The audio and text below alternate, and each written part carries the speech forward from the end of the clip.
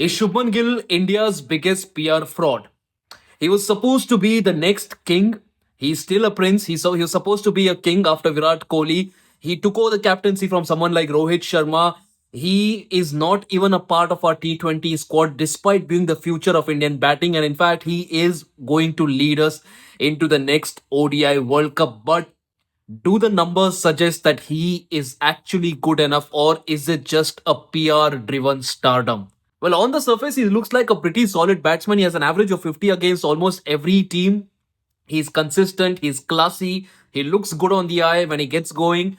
You look closer at those numbers and you realize what a sham it is. Against teams like South Africa, Pakistan, Australia, his numbers are very ordinary. What do these three teams have in common? Well, it's elite fast bowling. Now, a lot of people are going to come at me and say that, well, you're talking about Australia, South Africa, Pakistan. Why don't you talk about New Zealand? Shubman Gill's average against New Zealand is 70. Well, that's true, but the thing is, most of that damage is done in India. Take Shubman Gill to New Zealand. His average drops to 30. His strike rate drops to 70. Most of the damage he's done against New Zealand is at home, and especially when a lot of top class New Zealand bowlers were not there. Let me come back to the point that I was making initially. The average of Gill against a team like Australia is 29. And guess what? The 29 also is on the higher side. The 29 is based on two innings that he had against Australia at home. One was 74, the other was 107 before the 2023 World Cup. And guess what? Both of these matches, Mitchell Starc and Pat Cummins were not in the playing 11. And that is why our Prince managed to score.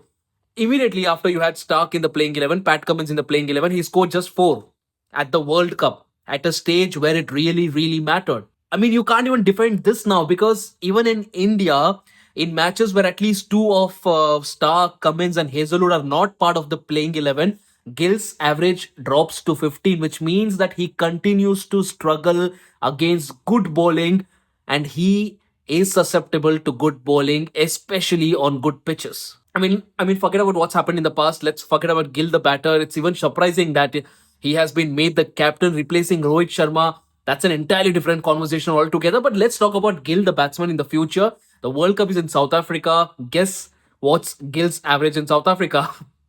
I would tell you that. But the problem is Gill hasn't even played a single ODI in South Africa. So there's nothing you can compare it against. So let's consider what Gill has done so far in other formats. In T20 cricket in South Africa, international cricket, Gill's average is 4.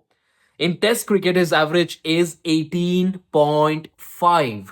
And guess what South Africa is going to do for the upcoming World Cup? They are going to use drop-in pitches, which means that when they use drop-in pitches, they leave a lot more grass, and that means that the ball is going to move. That also means that Gill is going to struggle. So are we now going to look at an average of less than 4? Well, for all you know about Gill at the big stage, it might definitely happen.